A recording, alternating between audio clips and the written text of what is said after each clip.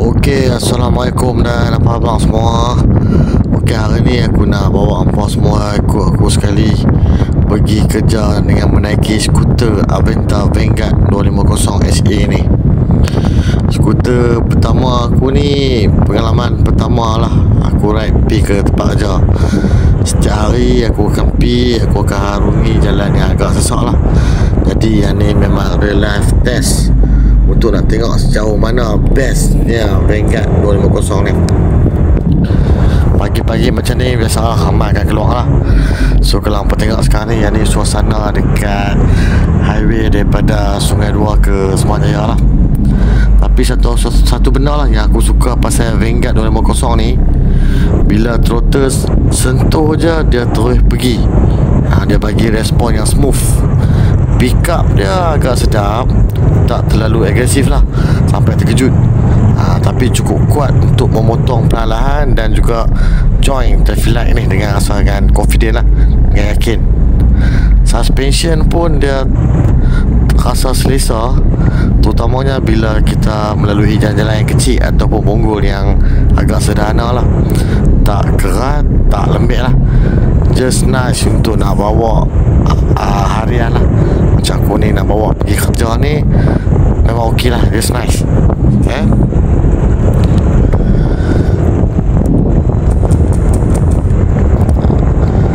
Sekarang ni macam biasa lah, bahagian paling best sekali adalah kawasan sesak.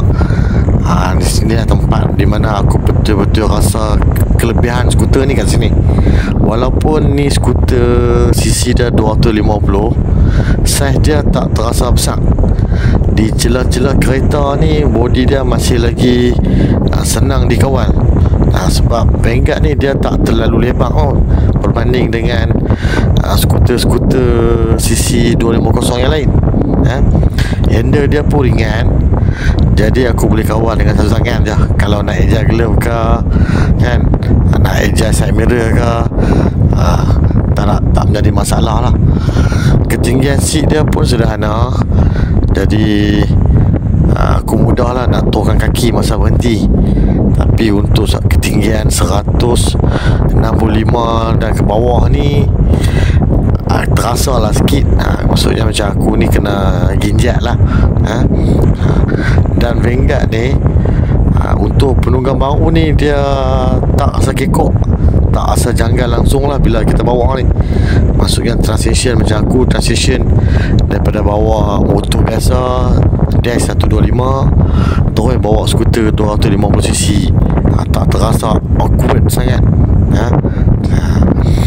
Bila nak potong antara kereta yang tengah berjalan tu pun, aku cuma perlu twist throttle sedikit je, dia boleh meluncur smooth tanpa menghasilkan bunyi yang bising.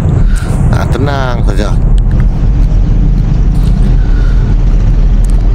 Pickup Vanguard 250 ni memang buat ride harian lebih mudah lah. Nak potong lori ke, nak masuk celah-celah gap bila jam kan, nak masuk celah ke, semuanya rasa effortless lah.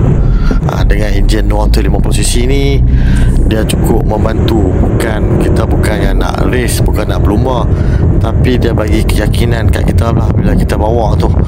Bila kita perlu cepat tu, dia bagi kita rasa confident. Dia tak terlalu memaksa sangat lah. Keyakinan bila perlu dipercepatkan motor tu, skuter ni.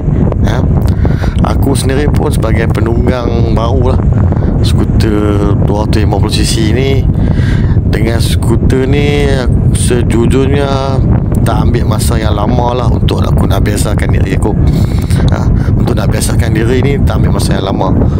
Kawalan dia pun ringan, throttle dia smooth, brake beating point dia pun cantik sebenarnya. Rasa confident je bila bawa. Satu lagi yang ambil peranan, sebab apa? Sebab dia tak terlalu lebar. Kita nak masuk celah-celah gap kan, celah-celah kereta waktu jam ni, nak mencelah ni, kita rasa lebih yakin, confident. Tak kekok.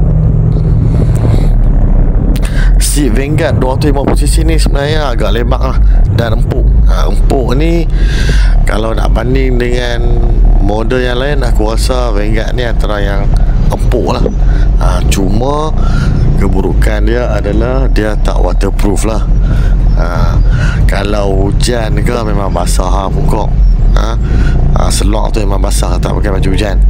Dia bukan yang waterproof. Jadi seat dia ni, bila kita duduk dalam 20 ke 30 minit tak asal lenguh. Riding position pun steady, relax kan. Dengan kaki, standard kaki rakyat Malaysia kita ni, memang orang kata apa, sesuai lah untuk riding position dia ni. Dia tak terlalu bengkok ataupun tak terlalu jauh kita nak letak tu step dia tu. Berkaitan dengan fairing ataupun windshield dia ni, dia tak terlalu besar, tak terlalu kecil lah. Di mana kita boleh naikkan, turunkan dia secara manual, sama macam skuter adventure yang lain lah. Kalau tengok, dia bukannya automatik, tapi dia membantulah untuk kurangkan tekanan angin direct ke dada kita ni. Dia tak terlalu besar, tak terlalu cantik, kecil. That's nice. Kalau yang model yang baru-baru ni, kalau ambil semuanya, dia punya windshield dia ni semuanya dah smoke lah. Kalau sebelum ni yang first edition, dia bagi transparent. Kemudian bila kita ride di dalam kesesakan ni, brake sangat penting lah. Memang brake sangat penting. Brake depan dan belakang bengkat ni memang sangat-sangat responsif lah. Dia tak terlalu menggigit, tidak terlalu lembut lah. Kalau kita nak tekan emergency stop kan, macam saya kadang-kadang lah, kereta tiba-tiba masuk ke lane kiri, saya nak tekan, saya tarik emergency stop, brake lah. Kadang-kadang saya guna kiri dan kanan serentak brake tu. Skuter masih dalam keadaan stabil. Kawalan yang ringan buat saya berani nak masuk celah-celah sempit. Maksudnya masa kita brake tu, kita nak pusing masuk celah kiri kanan tu, saya rasa confident dan saya rasa ringan. Handle dia pun ringan. Maksudnya badan motor tak tergoyang walaupun bergerak perlahan. Kalau tengok handle dia jenis handle adventure lah, bukannya handle jenis maxi scooter. Kalau apa pasal lah. Untuk beginner, siapa yang baru ambil ni, memang sesuai lah. Sebab kita boleh laraskan dia punya kedudukan handle tu. Senang kita nak kontrol. Dia bagi kita rasa keyakinan masa nak bawa ni, kita rasa confident sikit lah. Jadi itulah aku nak share lah kat hampa semua, sabar sedikit lah pengalaman aku naik skuter Aventa Vanguard ni lah, pergi kerja melalui jalan raya yang sesak ni kan. Memang hari-hari aku akan tempuh jalan raya yang sesak.